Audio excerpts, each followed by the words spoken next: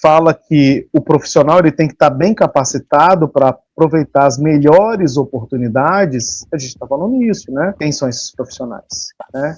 Esse profissional tem que estar bem capacitado, ele tem que saber o que está fazendo, saber das boas normas, né, para execução de serviços, das boas práticas, e tecnicamente está muito capacitado.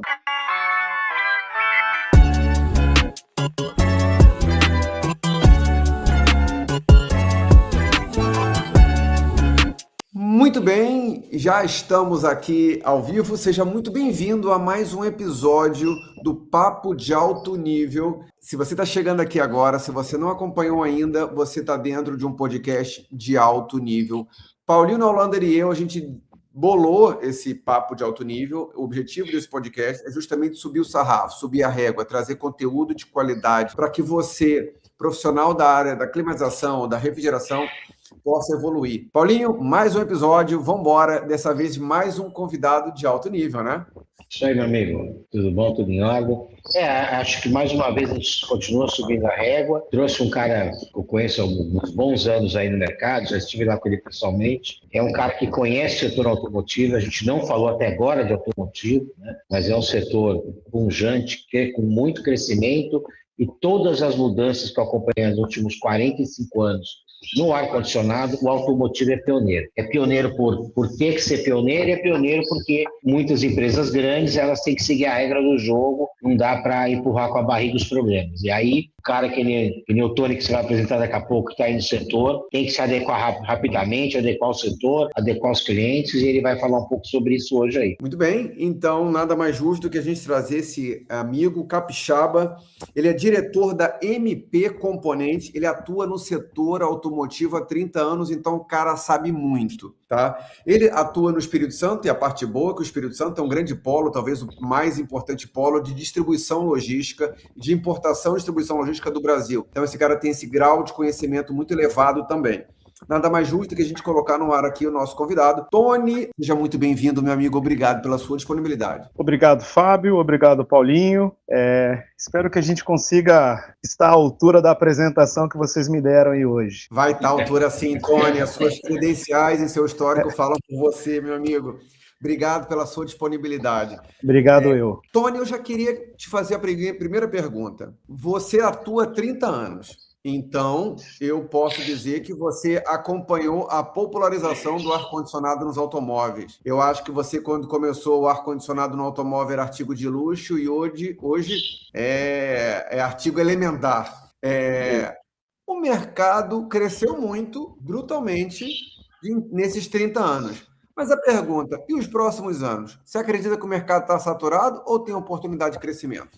Bom, o mercado realmente cresceu muito nesses últimos 30 anos, mas eu acredito que o mercado não vai crescer com a mesma velocidade, mas com toda certeza o mercado sim vai crescer para os próximos anos, ainda mais pensando que o mercado está em franca transformação, né? A gente já tem o YF batendo na porta aí, quer dizer, é uma nova tecnologia, muda a regra do jogo, muda o jogo, os carros estão mudando, então assim, o mercado ele vai entrar em transformação e vai crescer. E quando o mercado muda, tem sempre uma oportunidade de crescimento, né? Algumas pessoas ficam para trás, outras pessoas entram no mercado, e o mercado o mercado é soberano, né? O mercado dita a regra do jogo, né? Quem não acompanha o mercado fica para trás. Então eu acredito sim que o mercado vai crescer, e talvez algumas pessoas não consigam acompanhar isso, mas outras sim vão acompanhar, e o mercado continua crescendo sempre.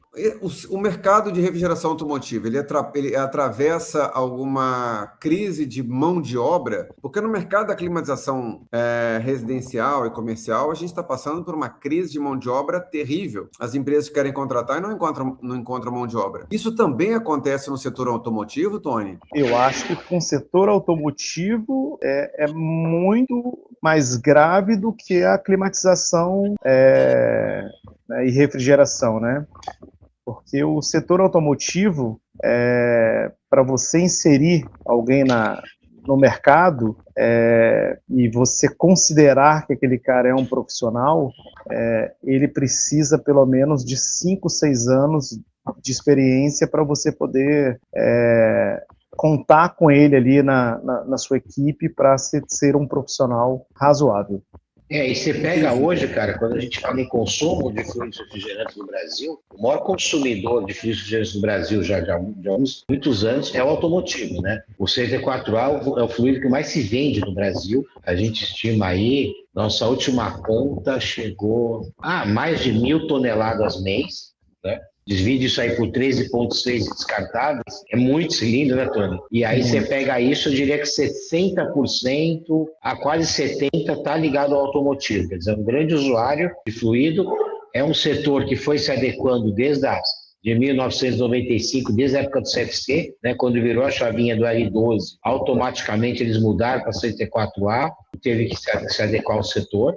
E é um setor com crescimento, eu diria que hoje eu não sei, mas eu digo que, eu brinco, né, alguns anos atrás, há 20 anos atrás, né, ninguém queria carro 4 portas branco e automático, era um horror, né? Hoje em dia, o cara só quer carro 4 portas, só quer carro branco, preto ou prata, automático e com ar-condicionado. Ou seja, 99% da frota, quase 100% deve estar, é com ar-condicionado. Então, esse mercado cresceu, o mercado de transporte frigorificado cresceu, porque cresceu depois da pandemia, depois de pandemia, a utilização de alimentos congelados, né? E o agronegócio, né, Tony? Eu visitei uma empresa em Cascavel alguns anos atrás, falando há 10 anos atrás, ele refrigerava silos, né? Tinha que ter silos gigantes que eram refrigerados para você manter o grão, né? A qualidade do grão. Então, assim, ele cresceu para todos os lados, né? Você está aí numa região, acho que isso aí você percebe nitidamente, né? O automotivo, ele está nos veículos de passeio, nos veículos de transporte, nos veículos de carga, nas máquinas do agronegócio, na máquina da indústria.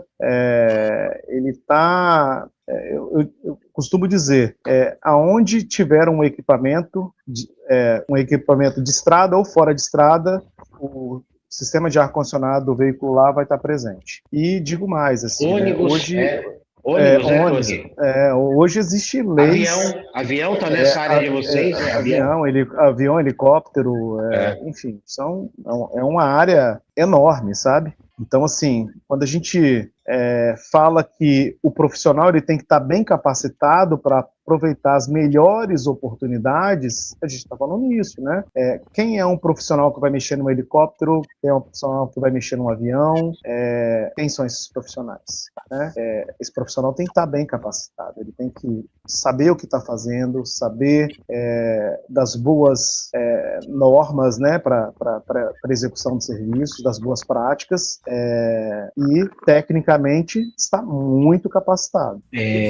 O mercado grande, né, lá a parte de portuária, né, os containers refrigerados, né, que o cara transporta aí, depois os navios, tem caminhões hoje que eu conheço que o cara sai com 4, 5 garrafas de gás aí, 404, alguns 64A, e vai repondo o cara, não pode parar o caminhão, né? E aí é um pouco a especialidade, né? Se o cara se especializar em avião, helicóptero, é um campo de trabalho super bom, mas o cara tem que ser bom, né? E essa variedade é ampla, né? O cara você pega num ônibus, você não vai parar o ar-condicionado numa estrada durante conforto, né? Então, assim, a coisa é séria. E aí, junto disso, Tony, o que nós temos hoje? Cara, eu não sei esse número, não sei nem se você vai conseguir ter uma ideia, mas quantas oficinas de ar-condicionado automotivo temos? Se eu pegar só rede concessionária, toda a rede concessionária presta serviço de manutenção do ar-condicionado, ou própria terceirizada. Fora a quantidade de lojas, né, de oficinas que tem no Brasil, né? O número, eu não sei se você tem uma proximidade disso. E aí, agregando a isso, o que mais, né? Você hoje como MP, o que mais agrega, né? Quer dizer, eu falei de gás, mas hoje o cara que também quer ir para o comércio, né, Fábio, que a gente falou da loja lucrativa, né? O quanto é grande esse mercado para esse setor? Manifold, bomba de vácuo, óleo, né? É gigante, né, Tony? Você tem uma ideia desse número? Paulinho, de verdade, nos últimos anos, né, eu comecei em 1994, aqui no Espírito Santo existiam 2 oficinas especializadas em ar-condicionado para veículos. Em 95 já virou do CFC R12 para o 134. Peguei logo nessa. Eu comecei nessa transição, né? Trabalhei bastante com o R12, depois virou a chave, o 134. Em 2000 foi onde realmente o ar-condicionado automotivo popularizou. Popularizou em consumo. A oferta de serviço não acompanhou. Então, o que se existia naquela época dos anos 2000 eram poucas oficinas, poucos profissionais e oficinas extremamente lotadas. Assim, é surreal. Hoje, falando dos anos 2000, né? 2008, 2015, vamos lá, estamos em 2026. De 2018 e 2017 em diante, houve uma explosão assim muito grande de oficinas pelo Brasil, né? A gente realmente é um número que a gente, de repente, precisa buscar, Paulinho, de alguma forma, mas são muitas oficinas, eu não sei te precisar.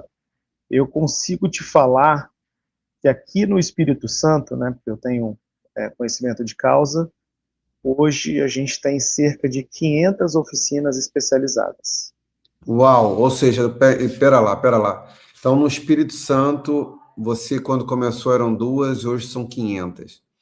Exatamente. E o Espírito Santo não é o maior estado da federação, né? Não. Então, ou seja, isso pode ter sido uma realidade em todo o Brasil. Ou seja, o mercado ele cresceu de forma brutal. Agora, uma pergunta para eu te fazer. O mercado da climatização, ele também cresce de forma galopante. O mercado do ar-condicionado residencial cresce brutalmente. Só que ele é extremamente sazonal. Extremamente sazonal. Ou seja, tem um período do ano que todo mundo quer tudo para ontem, que é esse período que a gente está vivendo agora, nesses dias, que começa mais ou menos ali na altura de outubro e vai mais ou menos até a altura de abril, às vezes maio, depende do clima do país. Mas tem um outro período do ano que a demanda despenca. E aí muitos desses profissionais que acabam se viciando em receber a demanda dos clientes, ou seja, acho que você entende isso. Ele não faz o trabalho de prospectar novos clientes, ele fica só recebendo as demandas que vão chegando ali por WhatsApp. Acaba que muitos, nesse período do ano de sazonalidade baixa, literalmente vendem um almoço para comprar janta. Isso também acontece no automotivo? O automotivo, a sazonalidade ela é muito menor? Também acontece no automotivo, né? Eu acho que também o mercado automotivo e o que você chama de refrigeração comercial, eles têm características parecidas, né? Semelhantes. Acontece, tem sazonalidade, sim, né? Mas assim como a refrigeração comercial, ela tem alguns clientes que comercializam o produto o ano inteiro, como supermercados, empresas, né? De modo geral, bancos que precisam ter contratos, precisam manter os equipamentos funcionando, nem todos esses profissionais participam disso, né? Mas quem está mais preparado fica à frente desses negócios, né? E são contratos que o cara tem um contrato o ano inteiro, né? Ele tem um contrato na época de maior movimento e quando tem sazonalidade ele também tem esse contrato. O automotivo, ele não chega a ser organizado dessa forma, mas eu posso citar alguns exemplos aqui, que, por exemplo, você tem frotas de caminhões que precisam de ar-condicionado, que trabalham em algumas, dentro da indústria, que exige que o caminhão esteja de vidro fechado e com ar-condicionado. Então, esse cliente é um cliente do ano inteiro, né? Quebrou, não importa a época do ano, ele vai consertar. Empresa de segurança, né, de transporte de valores, né? Imagina, carro forte no baixo vidro, né? Esse cliente é cliente do ano inteiro. Ambulâncias, né? Existem centenas de milhares espalhadas pelo Brasil, esse cliente é cliente do ano inteiro. Então, assim, profissionais que trabalham com aplicativo de transporte, são clientes que precisam do equipamento funcionando o ano inteiro, né? Então, assim, você tem uma gama de possibilidades que você pode aproveitar, né? É lógico que não vai ter trabalho nem essas oportunidades para todo mundo, né? Mas quem tiver mais organizado, sim, vai conseguir ter esses clientes que vai ajudar a se manter nesse período de sazonalidade, e quando chega o verão, realmente você faz a diferença, porque o movimento realmente aumenta. Muda muito. Eu me lembro que eu tive em 2007 a Prochascar, né? Fiquei quase um tempo. Foi a primeira oficina do Brasil, quando nós pegamos, pra ter uma ideia. Ele foi o primeiro a fazer Yakult, pra você ter uma ideia, lá atrás, né? O Roberto, você sabe quem é, né, Tony? Eu lembro assim, a Prochascar, a gente estava no bairro Novo de São Paulo, no Itaim Bibi, só pegava carro top, tinha a vantagem de ter muito carro blindado, o carro blindado também não baixava vidro, né? Mas eu lembro assim, a minha experiência foi rápida, foi de 2 anos. Eu não era o meu setor, aí eu voltei para a consultoria. Mas eu lembro assim, no verão, cara, entrava 30, 40, 50 carros por dia, a gente ficava feliz. A oficina lotada, como você falou. Passava a sazonalidade, eu não tinha pego a primeira vez isso, dava para jogar futebol na oficina, né? Deserto, cara, era impressionante, esvaziava. E o que a gente aprende, mas a gente sabia disso, né? Então você tinha que fazer, era uma oficina só para isso, né? Então, um público muito específico. Então, aí sim, você tinha 4, 5, 6 meses para fazer caixa para aguentar 6 meses, né? Então tem muita oficina assim que só faz automotivo. Se ele não souber fazer um bom caixazinho nesse período, ele não sobrevive, né? Aquilo mesmo que nós falamos, né, o Fábio, outro dia, Tony, o grande defeito do brasileiro é quando começa a entrar dinheiro, isso você vai também concordar, isso acontece no setor automotivo, o cara começa a ganhar dinheiro na oficina, né? A primeira coisa, ele vai comprar o carro, o relógio, tal, e não investe no CNPJ, investe no CPF. Aí falta o famoso fluxo de caixa. Isso deve acontecer muito também, de abrir a oficininha e fechar a oficina, porque você atinge esse público, né, cara? Você vende esses caras, né? Então, quando a gente fala ali de 500 oficinas, eu falo de profissionais especializados que compram ativamente ali, são pequenas empresas, né? Não são oficinas grandes. Então, é exatamente isso, Paulinho. Esses caras, na época do ano, é o famoso tô rico, tô pobre, né? Na época do ano tá rico, na outra época do ano ele tá pobre. Tem período que a sazonalidade é menor, tem período que a sazonalidade é maior, mas o inverno sempre chega, né?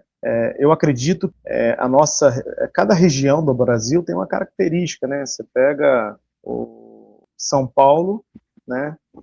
Você tem um inverno aí que faz 9, 8, 7 graus às vezes, né? 6, né? Dependendo da região. Aqui no Espírito Santo, quando dá 19, a mulherada tá de botina, casaco, né? Todo mundo, nossa, tá que frio, assim. Porque aqui realmente faz muito calor. A gente está falando que no verão a gente é uma temperatura semelhante à do Rio de Janeiro, né? 36, 37 graus, uma sensação térmica altíssima. E quando você baixa para metade disso, 19, 16, então é um frio extremo aqui, né? É considerado um frio extremo, né?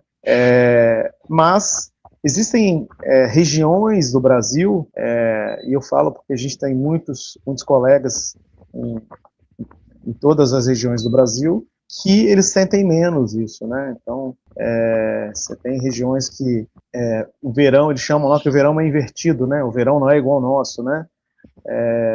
Você deve conhecer isso bem, né, Fábio? Você rodou o Brasil inteiro. Essa época do ano, agora janeiro, para eles chove muito, né?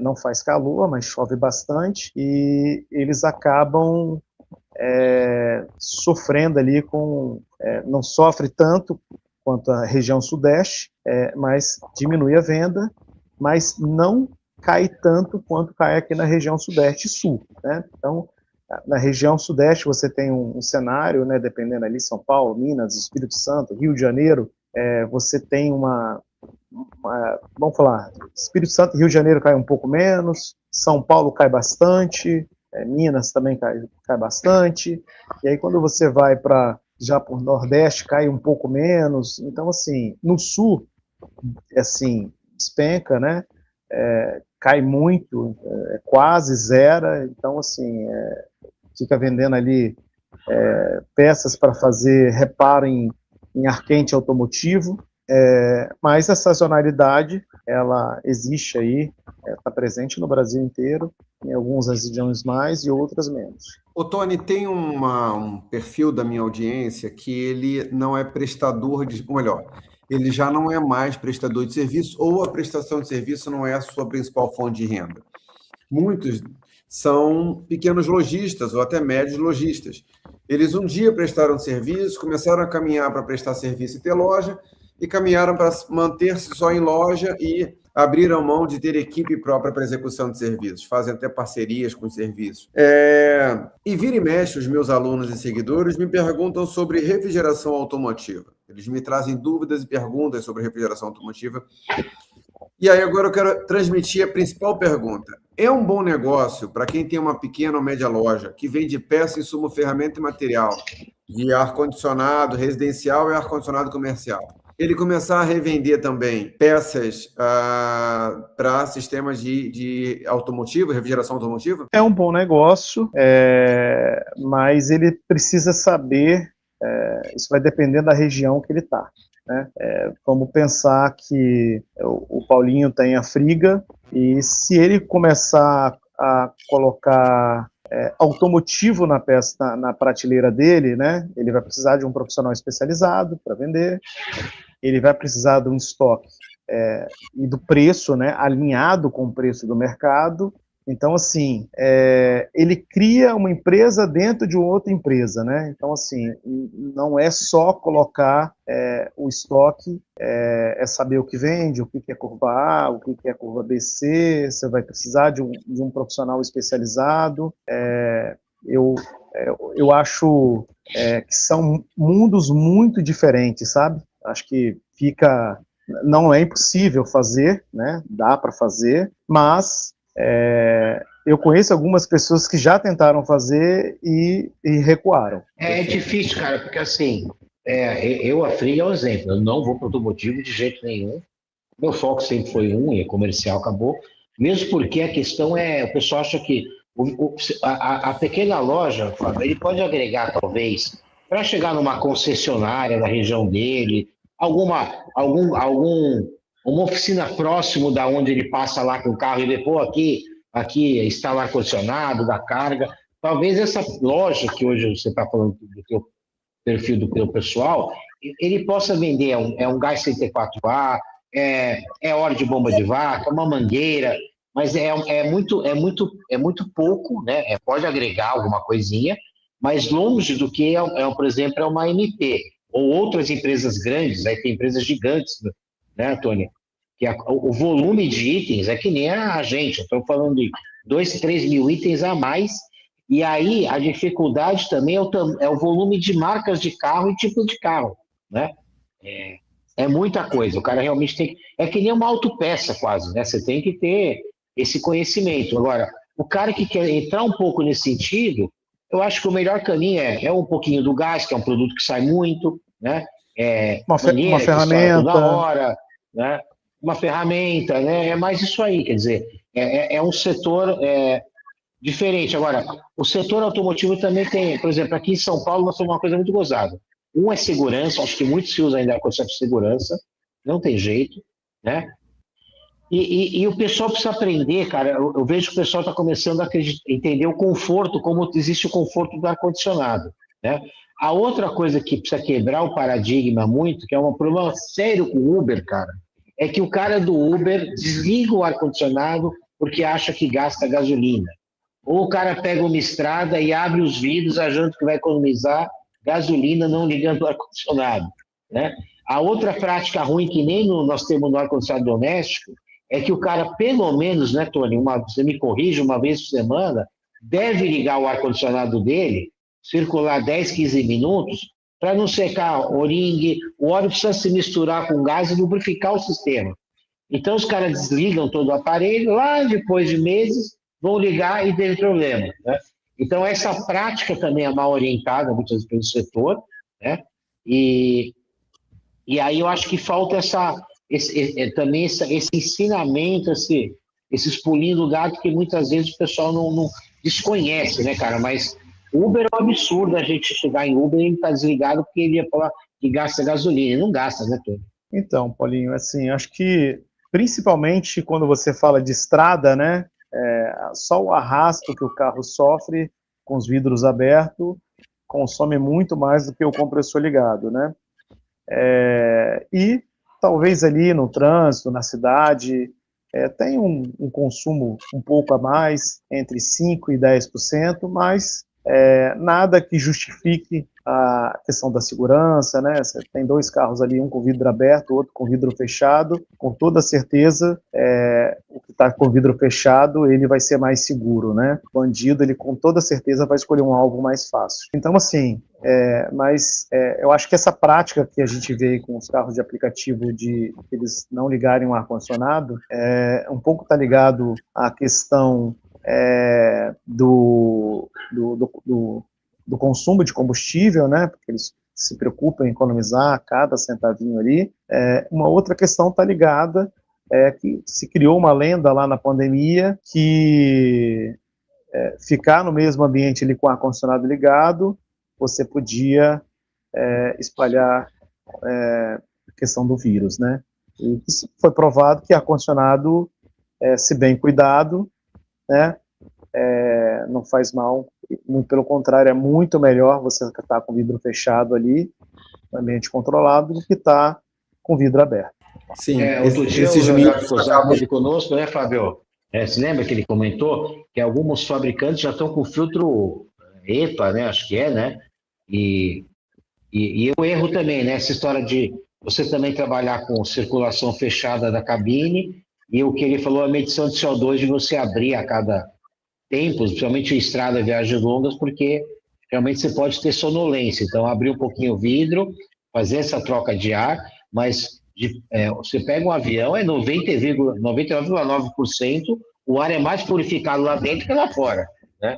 E o mesmo caso no automotivo. Cada vez mais, a qualidade de filtros não tem como o cara não se sentir seguro, né? Mas eu ainda acho que falta o cara fazer a conta na ponta do lápis, porque o cansaço, o calor, a produtividade do cara cai. Se ele colocar isso no papel, esse 5% de gasolina é pouco pela produtividade que ele vai ter melhor de trabalho no dia a dia e até de cliente, né, cara? Ele vai realmente atender muito melhor o cliente, o cara retorna para ele. Sem dúvida. Com toda certeza. Agora, Tony, eu perguntei ainda agora sobre uma loja que pode vender, e aí você foi muito assertivo na sua resposta.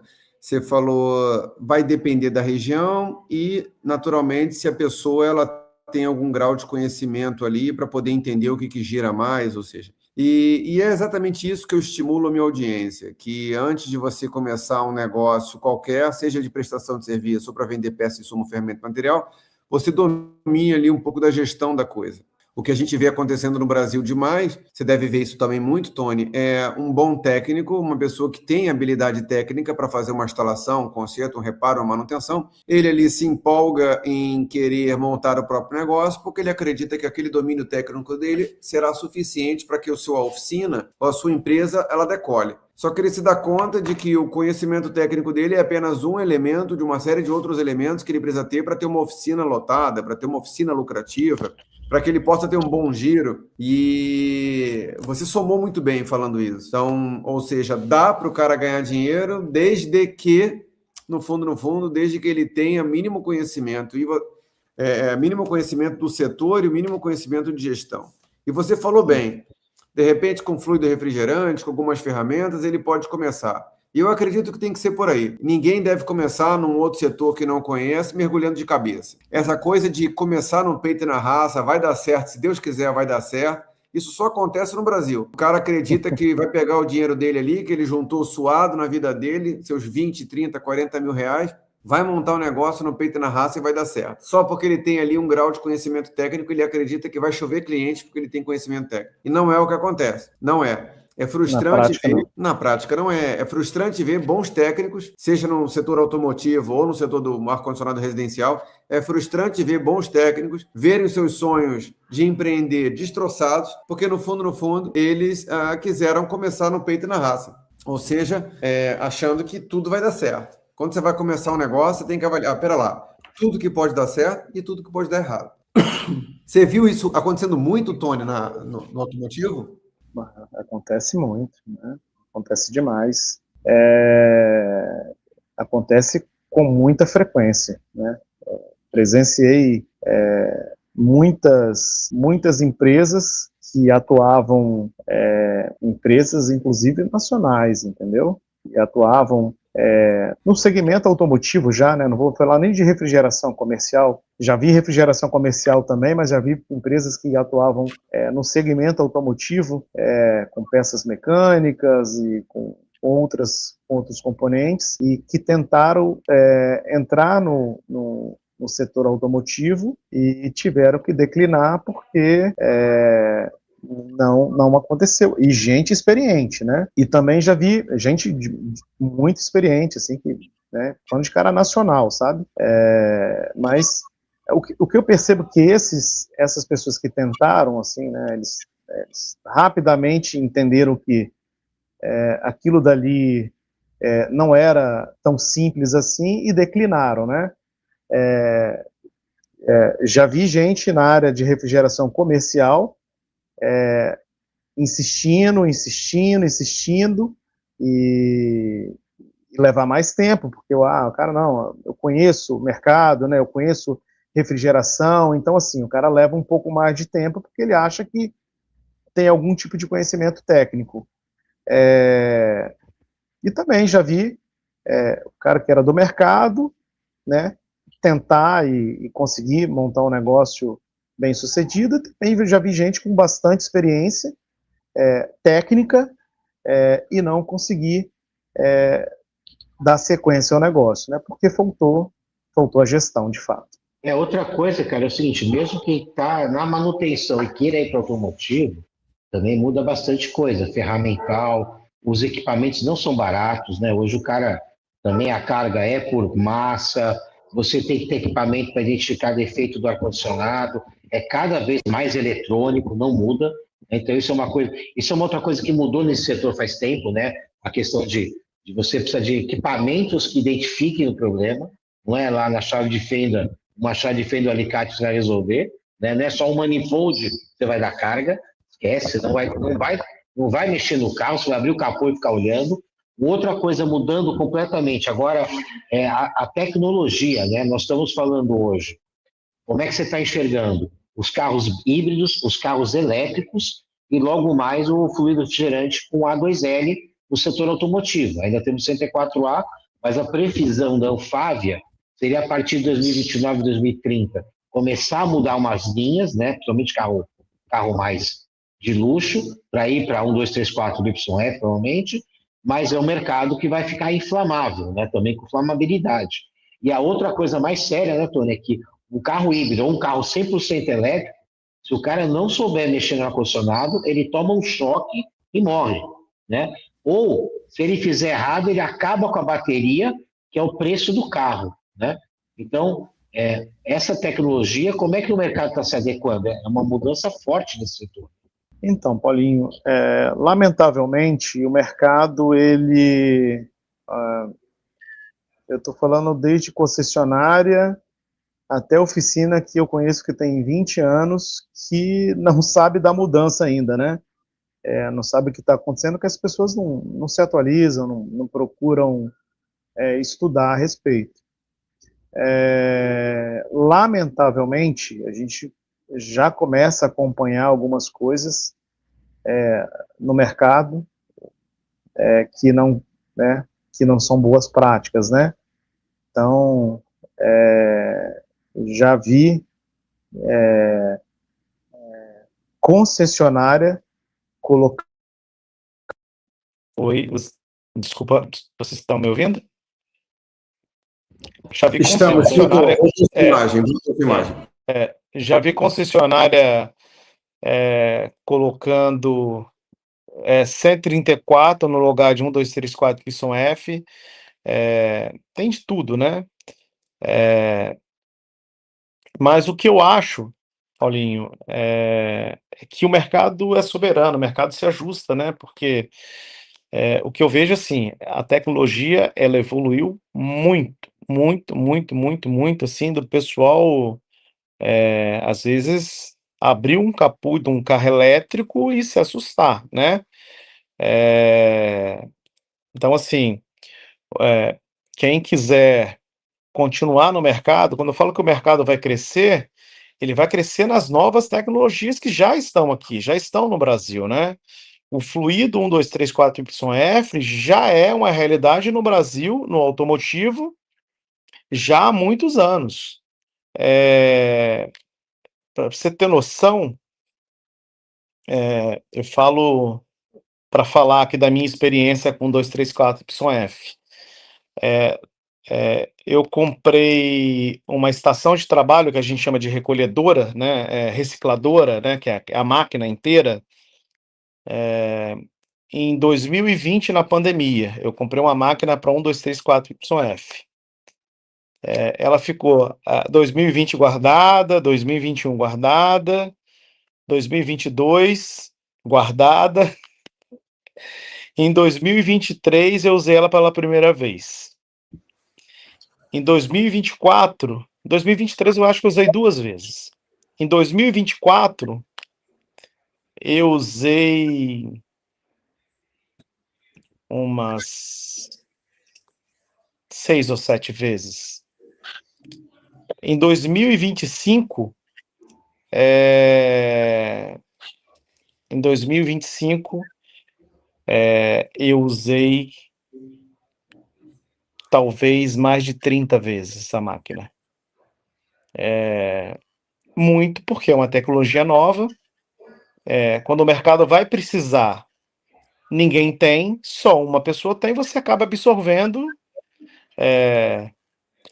de todas as regiões. Então, assim, eu tenho gente que já veio da Bahia para dar uma carga de YF comigo. Eu tenho gente que já veio de Cachoeira de Itapemirim, dar uma carga de 1, 2, 3, 4 YF. Então, assim, concessionária de modo geral, funilaria que estava acostumada a soltar o fluido ali, depois descobre que não consegue colocar, enfim. E aí os caras ficam desesperados quando descobrem um preço. Mas, voltando para o assunto dos veículos híbridos e elétricos ali do risco, né? Sim, o profissional que queira atuar nesses carros, ele precisa de um treinamento. Já normalmente deveriam usar EPI para mexer com refrigeração, né? Mas lamentavelmente são poucos profissionais que usam, né? E aí a gente, ao longo da nossa vida, a gente vê muito acidente aí que poderiam ser mitigados se a pessoa estivesse usando luva, né? Equipamentos individual de proteção. Mas o carro elétrico ele traz um risco adicional que é alta tensão, né? Eu não sei nada ainda pelo mundo, ou pelo Brasil ainda, de alguém que tenha sofrido algum tipo de acidente, mas o risco é iminente, né? Então, assim, você precisa, para desmontar um compressor, mexer em um componente, você precisa aprender a desenergizar o veículo, e cada carro tem uma maneira de fazer isso. E O que seria, os profissionais. que seria desegelizar? O que seria? Como é que é feito isso? É Eu possível imagino. uma ideia para gente? Eu fiquei curioso. É basicamente você desligar o disjuntor que liga a bateria de alta tensão do carro. Ok?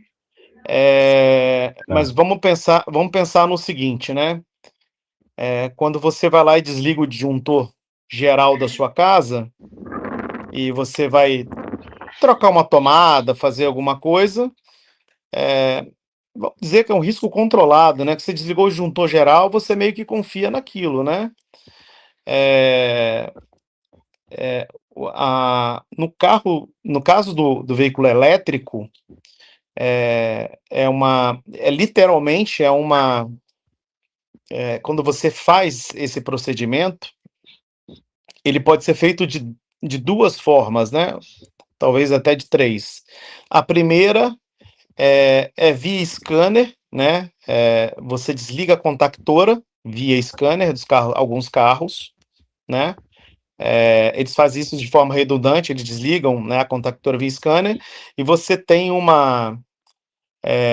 perto da bateria de alta tensão, ou da bateria de baixa tensão, você tem uma travinha que você tira, é como se fosse um cadeadinho que você puxa ali e tranca para não passar a corrente da bateria de alta tensão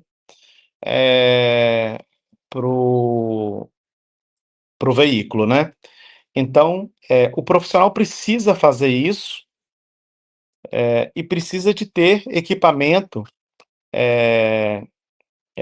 especial para saber se o veículo está, se aquele veículo está desenergizado, né? Para saber se ele pode pôr a mão naquele cabo de alta tensão, ou seja, você vai pôr a mão para descobrir depois se ficou alguma tensão residual. Não, você precisa de um equipamento específico, que se chama megômetro, para poder medir a tensão ali, para ver se realmente desligou, e aí sim você poder trabalhar com segurança. Muda tudo, né, cara? Uma dúvida que já outro dia me questionaram você tem um carro elétrico, se você sofreu um acidente e bater, né? E danificar a bateria, ela é blindada e tal. Mas vamos falar que aconteça isso. Você está num sistema também que você não sabe nem se você pode abrir a porta e descer do chão, né? Que pode, né? Você não tem essa noção aí. A gente sabe que tem essa blindagem, mas assim, muda bastante a questão quando você fala nessa nova configuração, né? Já o A2L, né, Tony, eu acho que por ter uma baixa flamabilidade, eu acho que a operação é bem mais segura, né? A gente sabe, te mandei recentemente, você já deve ter visto 1000 vezes, é comum, a gente sabe que há anos os caras põem gás de cozinha no carro, né? É um perigo, né? Sai uma faísca ali, é um horror, mas acontece, roda, né? Se eu comparar com a 2L, é uma segurança maior. Mas tem que ter um cuidado também por ter flamabilidade, né, cara? Não muda nada. E todo elétrico é A2L, né? É um 234, né? Não necessariamente. Não? Não Tem um necessariamente. 34A? Tem um Tá, 34A. É, tá. Hoje você tem os veículos elétricos, os carros, por exemplo, vamos falar da BYD, tirando esses que a gente mexeu na semana passada, que usa 410, né? Porque foi um carro feito para o mercado asiático, né? Não foi difundido isso como um padrão. Foi uma coisa que foi feita naquele momento ali e eles não deram continuidade, né? O fluido que vem nos BID é fluido 134, né? Compressor elétrico, ok? Óleo POE, né? POE e compressor elétrico. Não é uma regra, todo mundo acha que o 1234YF está ligado ao carro elétrico. Não é uma regra. Você tem vários carros elétricos que têm 134. Agora, quando a gente fala de carros que são importados a partir de 2018, 2019, principalmente oriundos do mercado europeu, aí sim, esses carros, com toda certeza, a maior parte deles vai vir com 234YF, seja ele a combustão ou elétrico. Fábio, estamos quase encerrando, né? Você vê que a gente mesmo aprende aqui. Tem muita coisa para se falar. Toda vez que a gente chama alguém do papo de alto nível, parece que 40 minutos é pouco, 45, vai embora e o papo é bom. Mas eu acho que você vê, como tem informação que o setor não sabe, como tem oportunidade de negócio, como tem oportunidade de aprender, né? É querer, né, Tony? Você vê um exemplo que você deu agora, a velha brincadeira, CPF, CNPJ. Lá em 2000 e cacetada, você investiu numa máquina que eu sei que deve ter custado menos de 40, 50 mil reais, né? E deixou ela, mas você estava pronto, né? Então é aquela coisa, quem sai na frente, sai na frente, né? Então, acho que essa dica que você deixou é importante. Você sabe o que é curioso, Paulinho? Agora com menos frequência, mas acontecia do cara ligar para você assim, rapaz, eu tô precisando fazer uma carga assim, assim, assim, assim, assado. eu deixo o cara falar, aí eu falo para ele o que é. Aí ele, você conhece? Eu falei, conheço ele. Mas você tem? Eu tenho, não, eu vou te mandar a especificação do fabricante. Não, não precisa, eu tenho aqui. Mas você tem aí? Tenho. Mas como você tem? Entendo. É porque Mas eu assim, tenho. Eu é porque, aqui, cara, cara, de paraquedas, eu tenho aqui para mim. então assim, lá, assim, lógico, né? Quando você compra um negócio, você tem uma expectativa, né, sobre aquilo, né? Então, normal.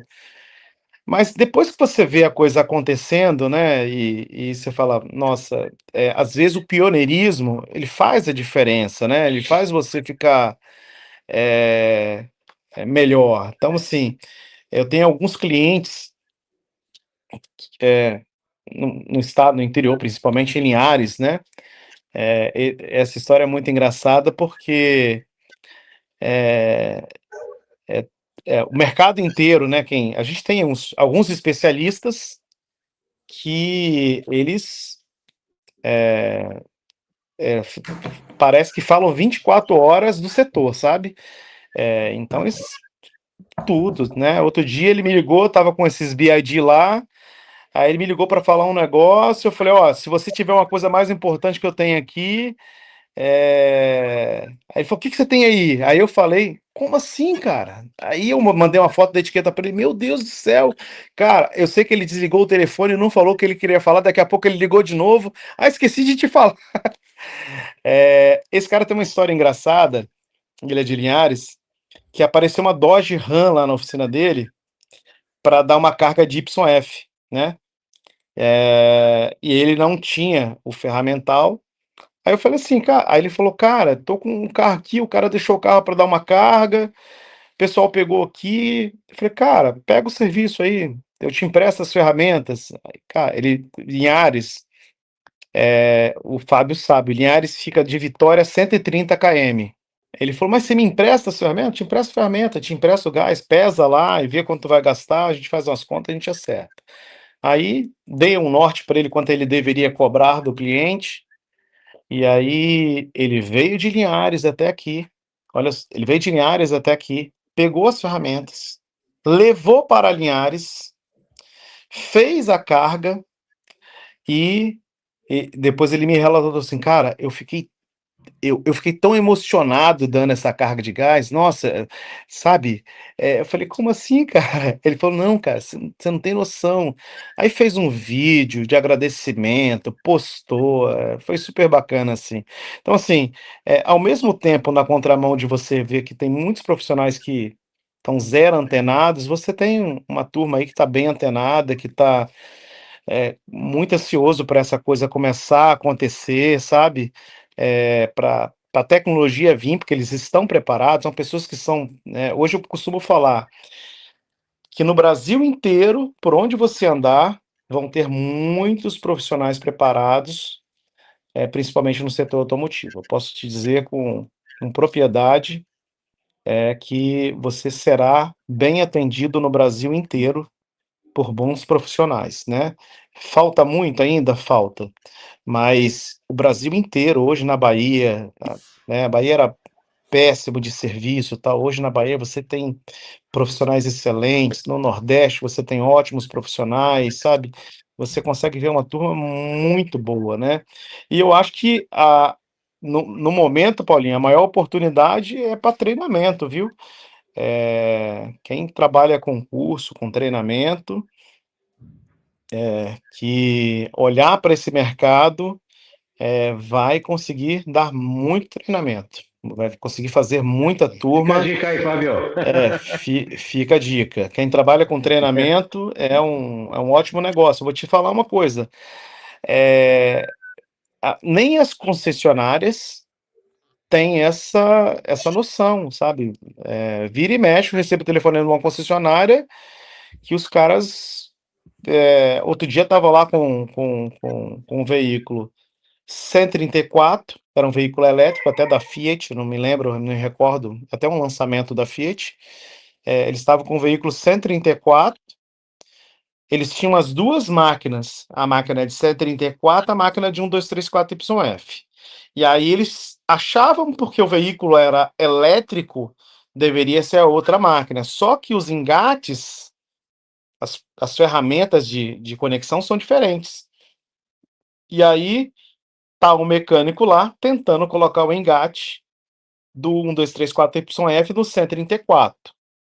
No final da história, ele tentou tanto que vazou todo o fluido 134 e ainda quebrou a válvulazinha dentro do. Aí o pessoal liga, mas não tá dando certo, tal.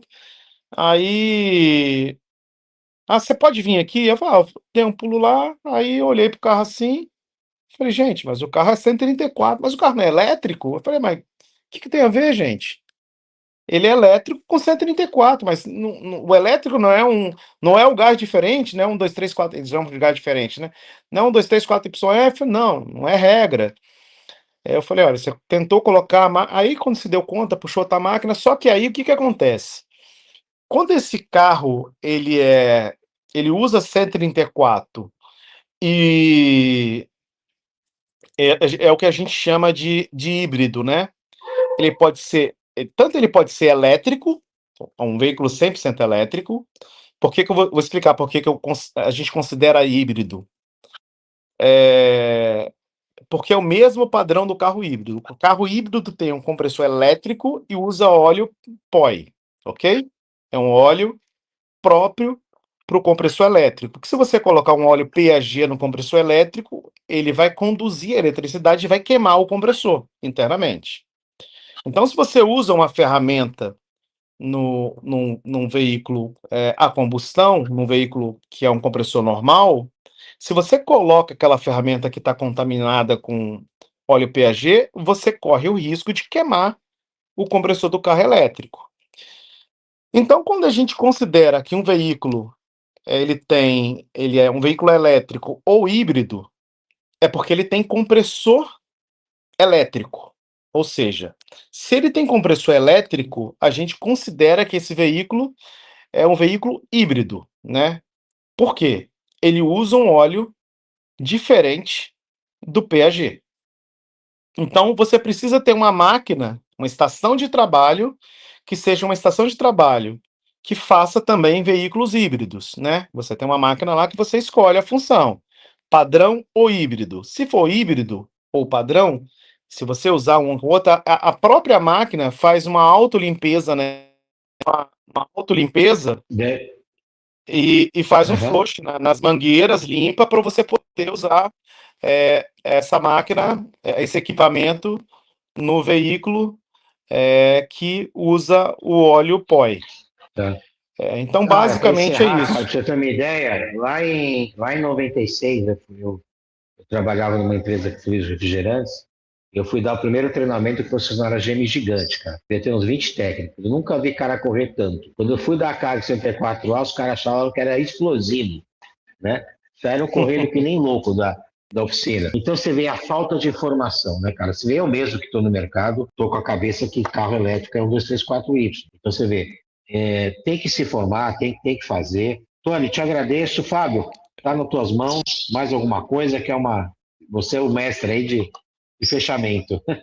Sensacional essa conversa, dá vontade de perguntar várias outras coisas ao Tony, mas a gente já estourou o nosso tempo aqui. Obrigado, Tony, pela sua disponibilidade. Obrigado por trazer dicas, orientações e visão do mercado. Fica aqui o recado para quem quer atuar no mercado, se profissionalize. Tony falou no início da conversa que o cara precisa de aproximadamente 6 anos para se tornar um especialista no setor para trabalhar. O setor é carente de mão de obra, então se você quer ganhar dinheiro nesse setor, basta se profissionalizar. Oportunidades tem. Você vê o Tony, ele é diretor de uma distribuidora, fica no Espírito Santo. Tony, a sua distribuidora vende para outras oficinas e lojas, é isso? Isso, exatamente. E como é Aqui no que quem está nos ouvindo aqui, que quiser entrar em contato para poder comprar direto da MP Componentes, como é que faz? Bom, quem está nos ouvindo aqui, quiser comprar direto a MP Componentes, pode entrar em contato através do telefone 27 3348 0408 ou através das nossas. 3348-0408? Exatamente. Perfeito. É isso aqui, 27 3348 0408, é isso? Exatamente. Pronto. Vamos ter o maior prazer em atender a sua audiência aí. Eu agradeço a oportunidade. Fábio, agradeço a oportunidade, Paulinho, quero dar os parabéns para vocês. Eu assisti vários episódios aí na semana passada para entender a dinâmica do... achei sensacional, eu acho que vocês estão de parabéns, assim, é muito legal, assim, vi muita gente legal falando aí com vocês, realmente, papo é de alto nível. Maravilha, maravilha. Obrigado, Tony. Paulinho, mais um episódio concluído, mais um papo de alto nível concluído. Portanto, fico feliz aqui com quem está nos assistindo. Se você está chegando e caiu de paraquedas nesse episódio aqui, que a gente trouxe o Tony, a gente já teve outros episódios. E se você quer que a gente entreviste alguém de alto nível do mercado, escreve aqui embaixo nos comentários quem você gostaria de ver sendo entrevistado. Eu quero agradecer imensamente a AGTerm, quero agradecer a RLX e agradecer a Friga, que são os apoiadores e patrocinadores do Papo de Alto Nível. Paulinho, mais um episódio, a gente se vê no próximo episódio. Paulinho. Valeu, gente. Forte abraço para vocês. Até no mês de março aí. Um abraço a todos. Muito bem. Valeu, tchau, tchau.